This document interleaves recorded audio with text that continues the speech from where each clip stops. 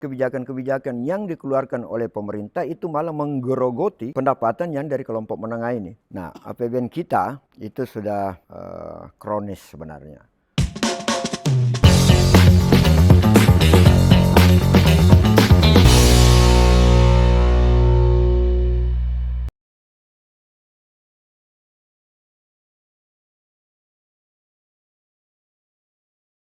Acara ini dipersembahkan oleh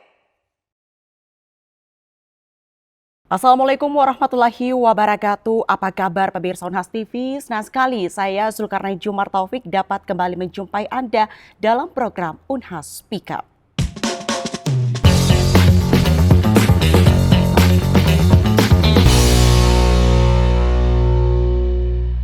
Pemirsa, stabilitas ekonomi menjadi nafas utama kehidupan masyarakat.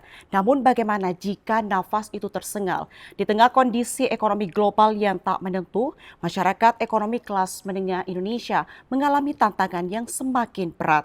Ketidakpastian ekonomi global dan juga gejolak dalam negeri perlahan menggoyahkan stabilitas yang selama ini mereka miliki. Satu fenomena yang kerap luput dari perhatian kita adalah deflasi. 5 bulan berturut-turut sejak Mei hingga September 2024, Indonesia mengalami deflasi. Pemirsa, terdengar seperti kabar baik karena terjadi penurunan harga barang. Namun kenyataannya ini menyimpan ancaman yang cukup beresiko. Benarkah ancaman itu adalah penurunan pendapatan, meningkatnya pengangguran, hingga roda ekonomi yang semakin bergerak lambat? Tentunya kita akan menjawab dan membahas isu tersebut lebih dalam bersama dengan Wakil Dekan Bidang Kemitraan Riset dan Inovasi Fakultas Ekonomi Bisnis Universitas Hasanuddin yang sudah bergabung bersama kami di studio Unhas TV. Ada Bapak Dr. Anas Iswanto Anwar SEMA CWM.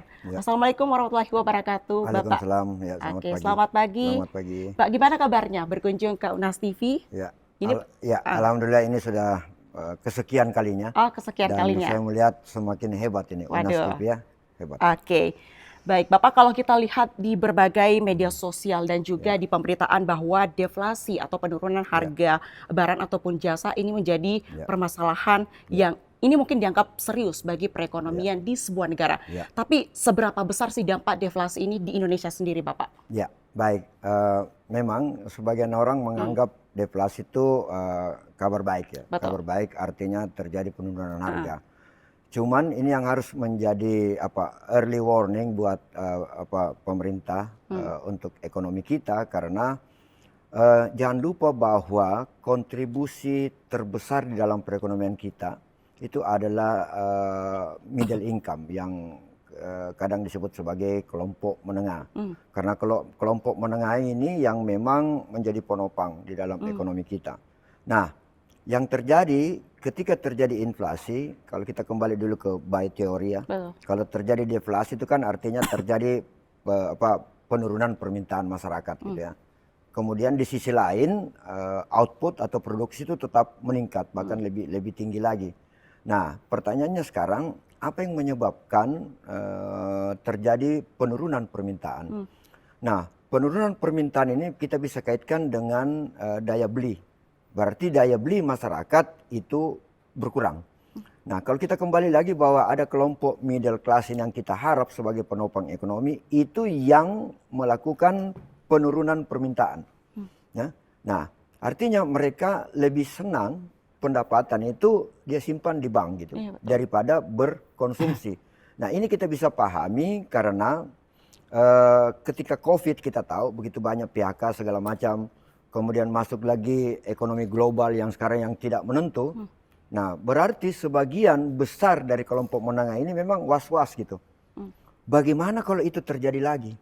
Sehingga konsumsi itu mereka kurangi, dan akhirnya mereka berjaga-jaga, uangnya itu dia simpan di tempat yang aman. Sehingga kalau itu terjadi lagi, mereka bisa lebih survive. Nah, jauh lebih kepada itu menurut saya yang membuat deflasi ini. Jadi kelompok menengah ini yang menahan berkonsumsi, pendapatannya dia simpan di tempat lain untuk berjaga-jaga gitu. Jangan sampai terjadi lagi. Nah, jauh lebih kepada itu, dan tentu saja berbahaya karena ketika permintaan menurun, maka mau tidak mau tentu sektor produsen akan menurunkan juga produksinya. Nah, Betul. ketika terjadi penurunan produksi, akhirnya akan larikan PHK segala macam. Pasti akan terjadi. Betul. Ya, Dan memang ya Pak tadi disampaikan oleh Bapak sendiri kalau ya, kelompok ekonomi kelas menengah itu memang menjadi ya, salah satu kontributor terbesar di betul, Indonesia berdasar betul. untuk PDB atau produk Ya, domestik bruto. Dan memang ini sedikit tadi sudah dijelaskan mungkin sama Bapak, mungkin sedikit lebih mendalam lagi bagaimana ya, sih apa yang memicu ini penurunan harga barang terjadi dan bagaimana hubungannya dengan isu ataupun penurunan masyarakat ekonomi kelas menengah ini berdasarkan data BPS Bapak dari tahun 2019 sampai 2024 itu terjadi penurunan masyarakat ekonomi kelas menengah ke bawah Bapak. ya. Sebelum saya jawab, kita Hmm. kembali dulu sebenarnya siapa yang kita maksud kalau kelompok menengah ini ya. Hmm. Jadi memang kriteria yang disampaikan oleh Bank Dunia untuk kelompok masyarakat yang berkonsumsi 1,2 juta sampai 6 juta Betul. ya, per hari, Hmm. per bulan, Per bulan Pak. itulah yang kelompok menengah. Hmm. Gitu ya. Nah, kelompok menengah ini di mana-mana memang dia menjadi penopang, gitu ya. Dan khususnya untuk negara sedang berkembang. Nah, berarti di atasnya itu ada kelompok atas yang memang kaya banget gitu ya. Jadi dia di tengah gitu. Tidak kaya banget, tidak miskin banget begitu. Betul. Tapi karena jumlahnya banyak, itu di angka 52 juta penduduk Indonesia, maka dia akan berkonsumsi. Kemudian memang kelompok ini yang mungkin konsumsinya sedikit tapi karena banyak, maka secara kumulatif ya itu akan mempengaruhi konsumsi nasional. Jadi memang ini harus kita jaga supaya mereka bisa tetap eksis. Nah, persoalannya sekarang adalah begitu banyak kebijakan-kebijakan yang menurut saya dia tidak pro. Dia tidak berpihak kepada kelompok menengah ini. Betul. Sehingga kebijakan-kebijakan yang dikeluarkan oleh pemerintah itu malah menggerogoti ya pendapatan yang dari kelompok menengah ini. Yang seharusnya pendapatan itu dia konsumsikan tetapi tidak dikonsumsikan karena itu macam-macam kan, pajak naik gitu ya. Kemudian dulu ada kan isu tapera gitu kan, itu juga kan berarti ada pendapatannya dia harus sisihkan yang seharusnya pendapatan itu dia konsumsi. Nah, itulah yang akhirnya membuat daya beli kelompok menengah ini berkurang sehingga permintaan terhadap barang itu juga pasti berkurang. Nah, kembali lagi ketika permintaan berkurang maka pasti akan menyebabkan deflasi, harga akan turun. Ya. Oke, jadi secara kasarnya itu Ya. adanya ketidakadilan lagi ya Pak Yes. terhadap masyarakat ekonomi kelas menengah. Ya. Tentu ini dengan menurunnya masyarakat ekonomi kelas menengah ke bawah itu tentu ada dampak Bapak. Ya. Itu apa sih kira-kira Bapak dampaknya kalau Bapak melihatnya? Iya, bicara tentang kelas menengah ini kan memang banyak isunya sampai kepada middle income trap gitu ya, perangkap kemiskinan. Kemudian kita kaitkan lagi bahwa Indonesia Emas 2045 gitu ya. Sehingga ada yang sedikit pesimis gitu ya. Kita tidak menjadi menjadi ekonomi emas tapi ekonomi lemas katanya ya. Betul. Kemudian juga ada ketakutan gitu. Jangan sampai kelompok menengah ini akan hilang. Jadi nanti akan ada dua saja. Dia kaya banget atau miskin banget. Nah, itu ada dua ya. Iya. Nah, kalau menurut saya memang harus kita jaga ini. Seperti tadi saya katakan bahwa memang berbeda. Negara-negara kaya, negara industri memang penopang utama mereka adalah dari kelompok kaya, kelompok atas gitu ya. Yang memang melakukan konsumsi yang banyak. Kita tidak gitu ya. Walaupun dalam tanda petik kita tidak menginginkan konsumtif di situ ya. Oke. Tetapi hampir semua kegiatan ekonomi memang dimulai dari kelompok menengah ini ya. Di pendidikan ya iya, di hiburan iya gitu ya. Kita bisa lihat kalau ada artis kan luar biasa ramenya gitu kan, itu pengeluaran dari kelompok ini sampai kepada pariwisata. Karena memang kelompok ini yang relatif dalam tanda petik dia ingin menikmati hidup lah kira-kira begitu ya. Nah, ini juga yang harus hati-hati kita harus sampaikan kepada kelompok-kelompok ini bahwa itulah pentingnya literasi.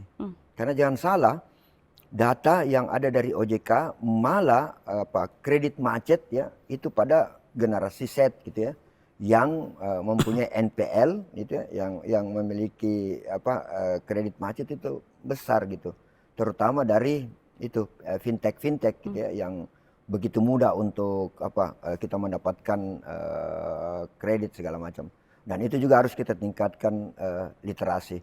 Jadi kembali lagi bahwa middle class ini kita harus akui ada. Dan dia eksis dan dia menjadi penopang di ekonomi kita. Maka seharusnya menurut saya pemerintah tidak bisa mengecilkan artinya kelompok ini. Dan ini yang harus terus dibantu dengan segala macam kebijakan-kebijakan yang kembali lagi kebijakan ini kita harapkan dia dia berpihak kepada rakyat miskin. Karena begini, jangan sampai nih memang kalau kita lihat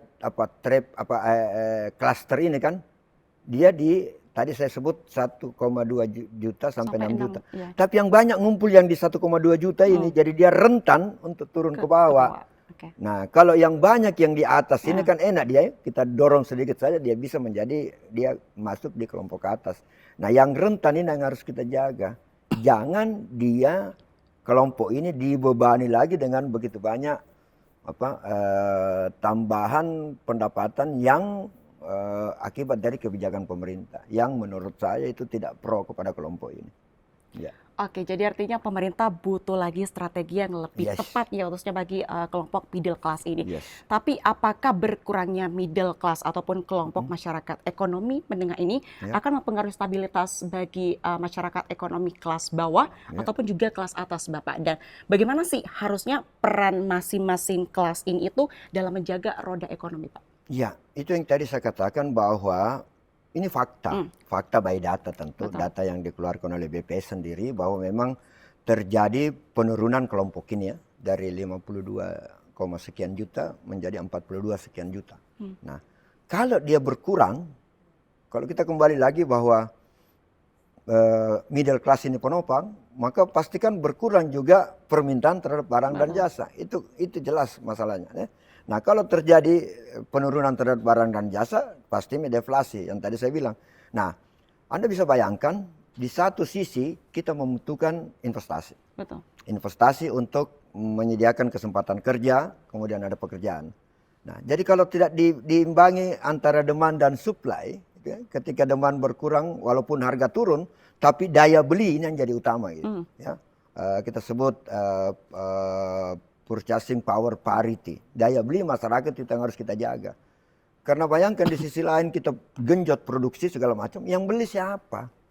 Padahal yang kita harap yang beli ini dari kelompok ini. Sedangkan kelompok ini sudah berkurang. Betul. Kalau dia berkurang berarti pasti daya belinya juga berkurang. Nah, dan ancaman bagi produsen, ancaman bagi industri. Nah, apa yang dia mau bikin ketika permintaan produknya berkurang? Maka yang paling gampang adalah dia tidak mencoba lagi menurunkan harganya, tapi PHK yang paling mudah.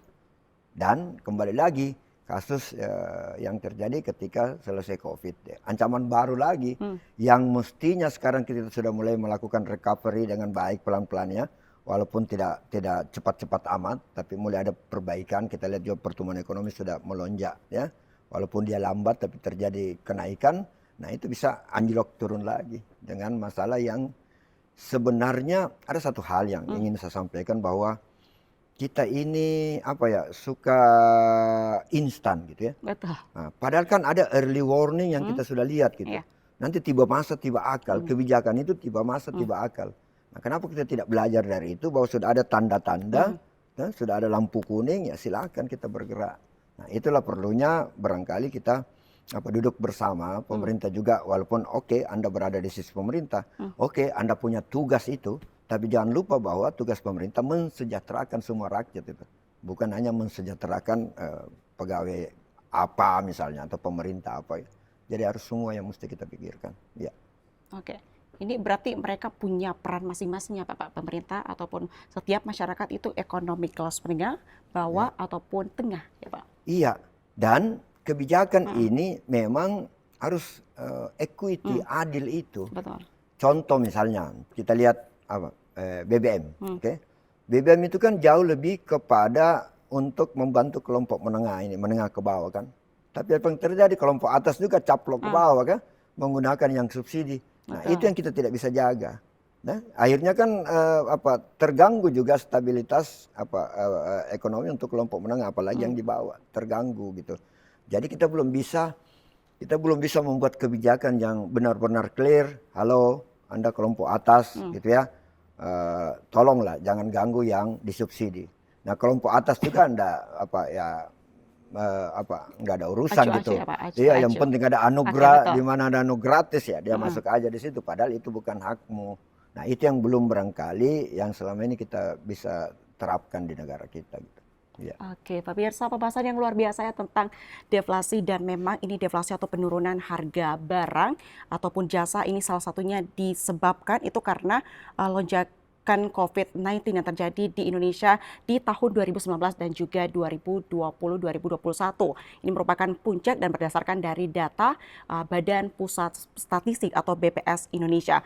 Dan tentunya penurunan daya beli masyarakat sebagaimana tadi ditekankan oleh Bapak Dr. Anas itu akan mempengaruhi atau disebabkan karena menurunnya jumlah masyarakat ekonomi kelas menengah. Dari data BPS juga menunjukkan dari tahun 2019 hingga 2024 yang awalnya di tahun 2019 masyarakat ekonomi kelas menengah itu mencapai sekitar 57 juta lebih orang, dan di tahun 2024 menurun menjadi 47 juta lebih orang. Dan tentunya kita akan membahas lebih dalam lagi mengaitkan tentang deflasi dengan strategi pemerintah yang akan menggulirkan kembali yang namanya pengampunan pajak atau tax amnesty, dan juga di sisi lain pemerintah akan menaikkan kembali PPN atau pajak pertambahan nilai menjadi 12%. Namun jangan kemana-mana, tetap di Unhas Speak Up, saksikan jeda berikut terlebih dahulu.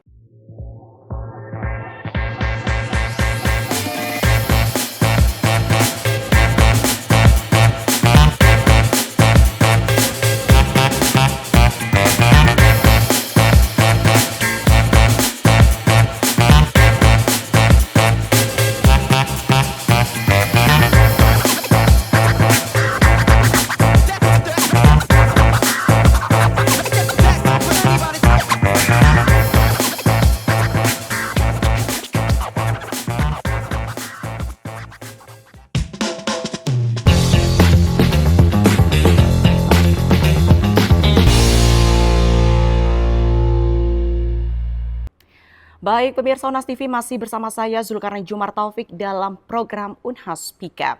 Baik, pembahasan terkait deflasi tadi bersama dengan Bapak Dr. Anas. Baik, Bapak masih semangat, Bapak? Iya, tetap Oke. semangat. Ya. Masih semangat. Iya, tadi ditekankan di awal ya sebelum jeda iklan bahwa berhubungan dengan deflasi saat ini pemerintah berencana untuk menggulirkan kembali tax amnesty atau pengampunan pajak.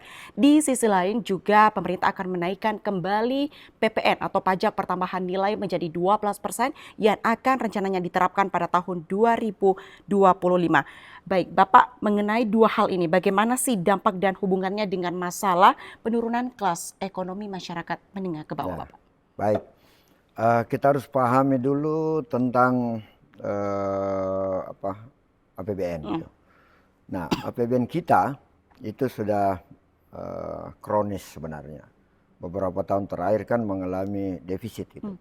Defisit itu artinya bahwa pengeluaran negara kita itu sudah jauh lebih besar daripada pendapatannya. Kemudian dalam posisi itu kita dengar lagi ada kebijakan pemerintah terhadap yang besar sekarang itu kan sesuai janji-janji presiden itu makan siang gratis. Makan siang gratis itu benar-benar menyerap anggaran yang luar biasa, besar, ya, Pak? cukup besar. Terus ditambahin lagi nih ada yang baru, itu pemutihan utang UMKM. Nah pertanyaannya, ini angin surga dari mana nih cerita gitu. Kan pertanyaannya duitnya dari mana. Betul. Kan begitu ya. Memang bagi sebuah pemerintahan ya enak saja gitu bagi-bagi. Nah pertanyaannya sekarang duit dari mana. Rupanya memang paling gampang yang dilakukan oleh pemerintah adalah naikin pajak. Gitu ya. Naikin pajak. Padahal sebenarnya karena kita berharap pendapatan dari oil, minyak bumi itu kan sudah kita tidak bisa berharap lagi. Nah itu jauh lebih sebenarnya yang harus kita dorong itu ekspor gitu. Pajak ekspor, dengan ekspor kita banyak itu akan mendatangkan pendapatan, itu yang saya maksud sebenarnya pendapatan produktif. Tetapi yang dipilih yang memang paling mudah adalah pajak, naikin pajak. Nah persoalannya Kalau kita bicara tax amnesty itu kan pengampunan pajak gitu. Mari kita lihat antara tadi kita bicara kelas-kelas gitu ya. Maka pasti ya mudah-mudahan saya tidak salah ya. Yang minta pengampunan pajak itu pasti kelompok atas gitu ya. Kelompok atas yang sama sekali saya tidak mengatakan dia tidak berperan. Iya oke, dia berperan, tetapi yang tadi kita kan dari tadi bicara yang kelompok menengah ini yang memang potensi besar untuk kita perhatikan. Kemudian ditambahin lagi dengan PPN itu. Betul. Naik lagi. Nah itu artinya bahwa harga pasti beban itu akan ditanggung, itu tidak ditanggung oleh produsen, itu akan ditanggung oleh masyarakat. Artinya akan ditanggung lagi oleh kelompok menengah. Jadi dia kontraproduktif gitu. Di satu sisi kita mau kelompok menengah ini terus eksis, kemudian dia tetap juga proporsional gitu ya. Dia tetap melakukan konsumsi, dia tetap melakukan menabung, tetapi itu secara proporsional. Tapi sekarang kan tidak proporsional. Jauh lebih banyak persentase yang dia tabung dibanding yang dia berkonsumsi. Kemudian ditambahin lagi dia mesti pajak. Nah kalau dia pajak itu pasti dia akan mengurangi konsumsinya. Nah, karena ya beban kepada mereka lagi. Jadi di satu sisi pendapatannya kelompok menengah ini yang relatif tetap, kemudian ditambahin lagi dengan biaya yang naik gitu. Hampir semua akan naik gitu ya. Walaupun pendidikan juga akan naik segala macam gitu. Jadi menurut saya itu kurang tepat pada sekarang ini ya, di mana kita lagi mendorong kelompok menengah ini dia tetap eksis, kemudian dia kembali lagi kepada potensinya sendiri gitu ya, di mana terus melakukan konsumsi, kemudian tentu saja dengan menabungnya ada, jangan lagi dia dibebani dengan hal-hal yang sebenarnya menurut saya saat ini belum tepat ya, karena kondisi mungkin nanti bisa tapi betul. untuk sekarang ini kurang tepat karena kita lagi dorong kelas menengah ini untuk dia kembali kepada yang semestinya seperti itu ya. Oke, jadi kalau kita melihat ini bahwa berdasarkan data dari BPS yang penurunan masyarakat ekonomi kelas menengah yang semakin turun itu melonjak, itu artinya PPN dan juga tax amnesty ini belum cocok ya Pak untuk diterapkan sekarang ini. Dan mungkin akan semakin bertambah turun lagi akibat dari kebijakan-kebijakan yang sebenarnya dia tidak dia tidak berpihak kepada kelompok masyarakat miskin dan kelompok menengah. Betul, dan apalagi melihat kondisi APBN atau anggaran pendapatan belanja negara di sementara banyak strategi yang akan dilakukan pemerintah yang itu memerlukan biaya yang cukup besar. Dan itu perlu dipertanyakan bahwa anggarannya dari mana dan akan berdampak pada salah satu cara yang dilakukan pemerintah adalah PPN saja ya Pak, atau pajak. Dan saya yakin tunggu lagi ada lagi yang naik. Oke, Karena yang paling gampang bagi pemerintah itu adalah menaikkan pajak. Dan tentunya akan mengakibatkan atau berdampak kepada masyarakat kelas menengah ke bawah, betul. Tapi apakah kondisi ini Bapak akan bersifat sementara saja atau ada hal yang perlu dipersiapkan dalam jangka berkepanjangan Bapak? Iya, kita tidak pernah dengar ada penurunan pajak. Artinya kalau sudah pada posisi di angka tertentu, kita tidak pernah dengar bahwa itu akan ada penurunan pajak. Jadi kalau akhirnya akan membuat kelompok menengah ini harus ekstra kerja lagi untuk mendapatkan tambahan pendapatan. Satu sisi kan sederhana buat mengatur keuangan gitu kan. Kalau pada posisi pendapatan tetap, gitu ya, kemudian pengeluaran ini harus bertambah, maka yang dia lakukan adalah menambah pendapatannya atau melakukan efisiensi, mengurangi pembeliannya, kan begitu ya. Nah, jadi tidak ketemu antara behavior dari kelompok menengah yang sekarang ini data itu menunjukkan bahwa dia akan mengurangi pengeluarannya, bukan menambah pengeluarannya. Padahal dari sisi ekonomi kita berharap dia menambah pengeluarannya atau paling tidak stabil. Nah itu mestinya kita cari strategi bagaimana mengembalikan itu. Jadi dari satu sisi kan bagusnya itu adalah kelompok menengah tetap dia eksis, tetap dia berusaha untuk menaikkan pendapatannya sehingga daya belinya dia juga akan semakin meningkat. Ketika daya beli meningkat maka berjalan ini sektor produksi karena orang banyak membeli barangnya. Sektor produksi berjalan, kesempatan kerja bertambah, orang bekerja, pendapatan, mengurungkan kemiskinan, menurunkan pengangguran. Nah itu yang seharusnya kita jaga. Dan semua kebijakan-kebijakan pemerintah harusnya di ranah itu yang tadi yang saya cerita gitu. Kalau membuat kebijakan yang bertentangan dengan kelompok itu jangan harap gitu. Sebagai contoh katakanlah yang tadi kita sebagian orang menganggap bahwa kita tidak menjadi Indonesia emas, kita menjadi Betul. Indonesia lemas Lemas. gitu kan. Tentu banyak data-data sekarang yang kita bisa perkirakan kita bisa nyampe enggak di 2045. Salah satu yang menjadi ukuran paling gampang itu adalah pertumbuhan ekonomi. Yang mengatakan bahwa kalau kita mau masuk di 2045, itu pertumbuhan ekonomi kita di angka 7-8%. Tapi sekarang kan tidak pernah bergerak dari 5. Gimana bisa main-main di 5 terus loncat ke 8? Belum ada tanda-tanda bahwa kita mau mengarah ke sana. Sampai ada sebagian orang mengatakan dengan melihat data itu masih pesimis terhadap itu. Belum lagi, ingat ya. Kita belum mandiri dari sisi ekonomi. Ketergantungan kita dengan ekonomi global itu besar. Ketergantungan kita dengan ekonomi dunia itu masih sangat besar. Sebagai contoh, kita tidak tahu, ini kan Amerika pemerintahan baru. Kita tahu ketika pemerintahan yang dulu, presiden yang terpilih lagi kembali, ini kan dia benar-benar memainkan nasionalisme yang tinggi gitu. Sehingga tingkat bunga yang ada di Amerika itu sangat diperhatikan oleh mereka. Dan apa yang terjadi? Kita ngikut ke ketergantungan kita kepada negara-negara superpower ini sangat besar gitu. Jadi belum kita memperbaiki lokal ekonomi kita, domestik kita, tapi jangan lupa juga ekonomi dunia itu mempengaruhi karena kita melakukan ekspor. Ekspor itu akan dibeli oleh penduduk di negara lain selama penduduk di negara tersebut juga punya daya beli yang tinggi. Jadi kalau perekonomiannya terjadi perlambatan atau bahkan menurun, maka berarti kan daya belinya masyarakat di sana juga menurun. Nggak mungkin dia akan membeli ekspor kita. Betul. Jadi itu juga harus diperhatikan gitu. Karena kondisi sekarang ekonomi dunia itu lagi tidak baik-baik saja gitu. Ya. Oke, jadi menarik ya, dari ada 2 teks amnesti atau pengampunan pajak dan juga PPN atau pajak pertambahan nilai, maksud kami pemirsa, yang akan dinaikkan menjadi 12% di tahun 2025. Ya. Tapi di sisi lain lagi ini pemerintah Indonesia, Pak, punya goals yang katanya akan menaikkan mencapai pendapatan per kapita yang lebih tinggi agar mencapai ekonomi Indonesia yang lebih stabil di angka 6 hingga 7%. Kalau Bapak tadi bilang itu pemerintah mau 8%, sementara 5% saja itu belum bisa dicapai. Apakah Bapak melihat goals Indonesia Emas 2045 ini masih terdengar realistis atau bagaimana, Pak? Iya. Memang banyak pendapat gitu ya.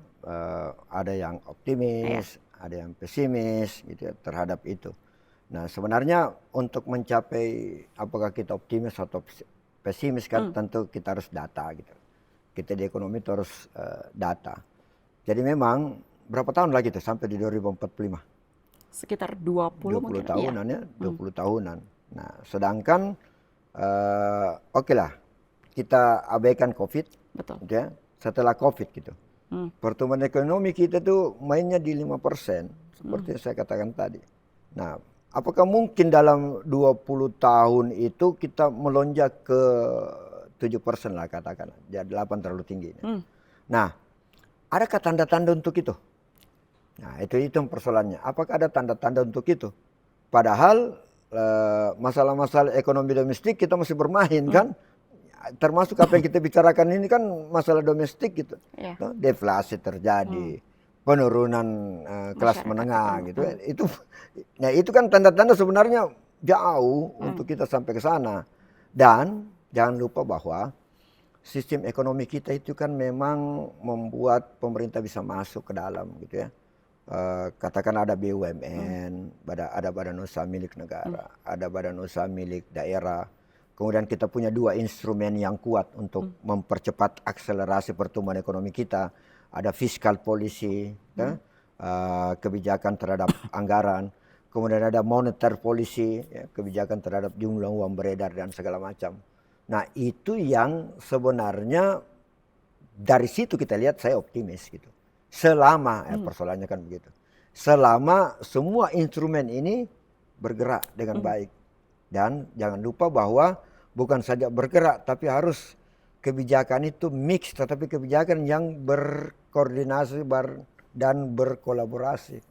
Karena katakanlah fiskal policy, oke, tentu dia punya goals juga, gitu ya. Moneter policy dia punya goals juga, gitu. Tapi ini bisa berseberangan, nah, ketika COVID katakanlah. Fiskal policy oke dengan membagi-bagi duit banyak gitu ya, BLT apa segala macam.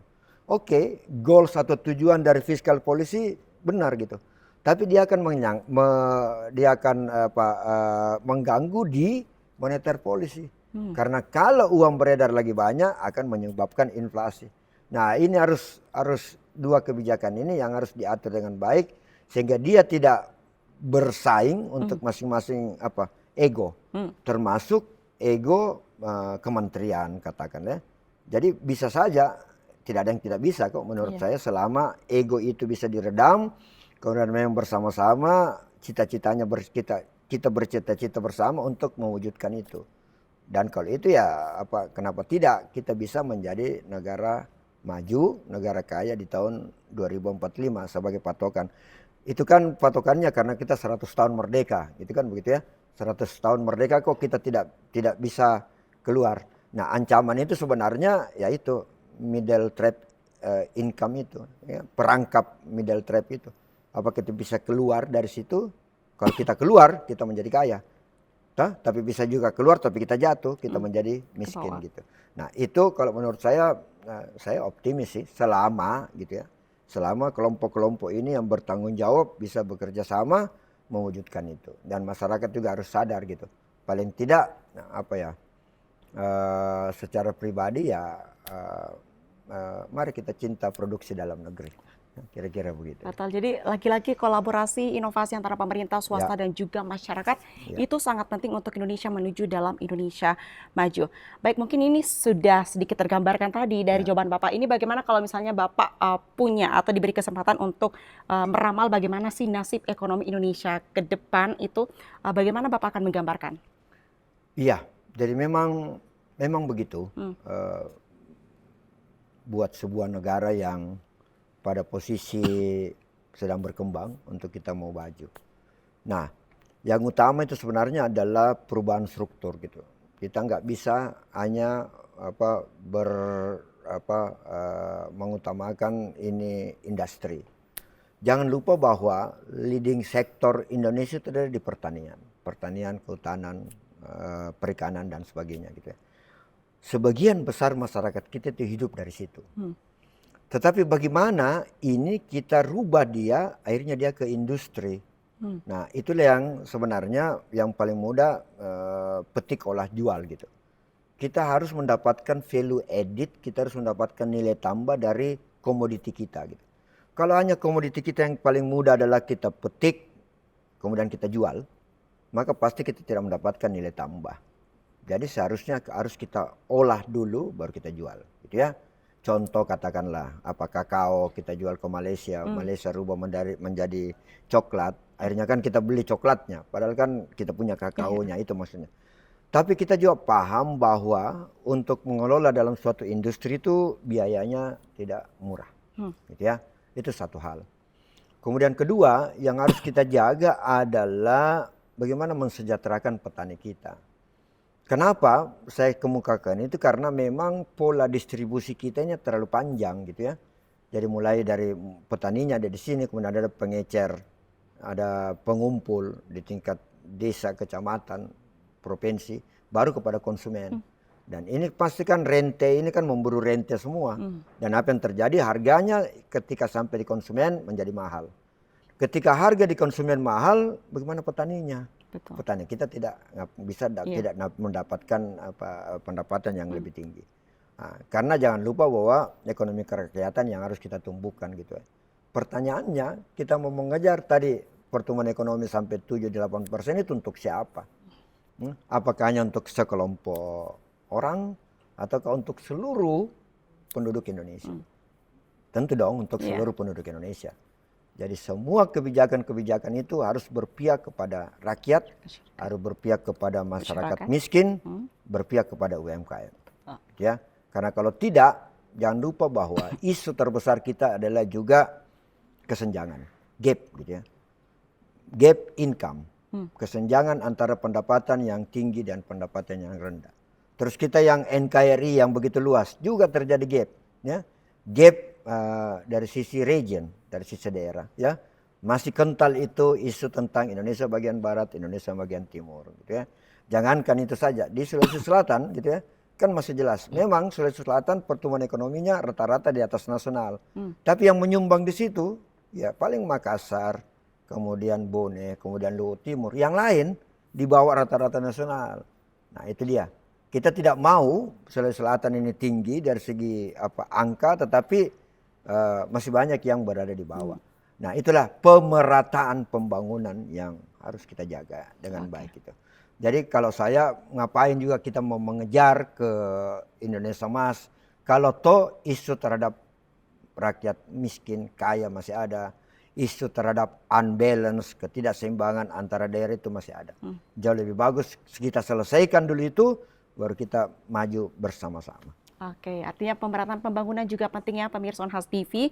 Baik, Bapak ini sendiri sebagai akademisi di bidang ekonomi bisnis Universitas Hasanuddin, mungkin ada solusi yang tepat ataupun konkret dari Bapak yang bisa ditawarkan Bapak? Iya, memang begitu kalau kita dari kampus kan, kitanya sibuk berkuar-kuar. Tapi jangan lupa bahwa yang pengambil keputusan itu bukan kita. Jadi sama juga pemerintahan sekarang. Pemerintah sekarang itu memang dia buat, tapi yang memutuskan itu legislatif. Nah, kalau sudah sampai di situ, maka kebijakan yang muncul itu sudah namanya kebijakan ekonomi politik. Nah, itu dia sebenarnya. Nah, kalau sudah bicara kebijakan politik, gitu ya, sudah ada kebijakan yang berpihak. Nah, itu yang persoalannya di negara kita. Jadi kita kembali lagi kepada yang terhormat, gitu ya, yang berada di Senayan di situ ya. Kembali lagi bahwa kebijakan itu, ingat kebijakan itu buat seluruh rakyat, bukan untuk kelompoknya, bukan kelompok tertentu yang menguntungkan kelompok tertentu. Selama itu dalam tanda petik belum kita sadari, tetap akan seperti ini. Ya, kemudian tidak kalah penting adalah korupsinya, ya, karena mereka yang membuat kebijakan, mereka yang membuat jalan, gitu ya, supaya kita menuju ke masa depan yang kita inginkan bersama. Oke, itu tadi pembahasan yang cukup menarik ya bersama dengan Bapak Dr. Anas Iswanto Anwar mengenai deflasi, penurunan masyarakat ekonomi kelas menengah ke kelas bawah. Dan tentunya ini pembahasan yang cukup menarik pemirsa Unhas TV karena walaupun cuma sampai 30 menit mungkin ya Bapak, tapi cukup menarik. Dan sekali lagi kami ucapkan terima kasih kepada Bapak Dr. Anas Iswanto Anwar, dan pemirsa Unhas TV, kita tekankan kembali bahwa deflasi atau penurunan harga barang ataupun jasa ini bukan menjadi kabar yang baik meskipun terdengarnya ada terjadi penurunan harga barang. Tapi justru ini mengancam ataupun memberikan ancaman yang cukup serius khususnya bagi masyarakat kelas ekonomi menengah. Dan tentunya sebagai pesan kami kepada generasi zilenial dan juga milenial sebagai generasi yang adaptif, ini adalah waktu yang cukup tepat untuk kita melakukan ataupun memperkuat literasi keuangan kita sebagaimana yang dijelaskan di awal sama Bapak Dr. Anas, dan juga pentingnya kita untuk mendorong ataupun mendukung bisnis lokal dan juga memanfaatkan teknologi untuk menciptakan peluang baru. Ingat bahwa stabilitas ekonomi tidak hanya menjadi tugas pemerintah, namun kita juga punya peran untuk pertumbuhan ekonomi melalui kolaborasi dan juga inovasi. Sekali lagi terima kasih kami ucapkan kepada Bapak Dr. Anas Iswanto dan juga tentunya seluruh pemirsa Unhas TV yang selalu setia menyaksikan program Unhas Speak Up. Dan kami juga sampaikan untuk mendapatkan informasi yang tentunya positif ya, ataupun update, jangan lupa untuk saksikan program-program lainnya yang hanya tentunya ada di Unhas TV. Untuk itu saya Zulkarnain Jumar Taufik mewakili seluruh kru yang bertugas pamit undur diri dan sampai jumpa. Wassalamualaikum warahmatullahi wabarakatuh.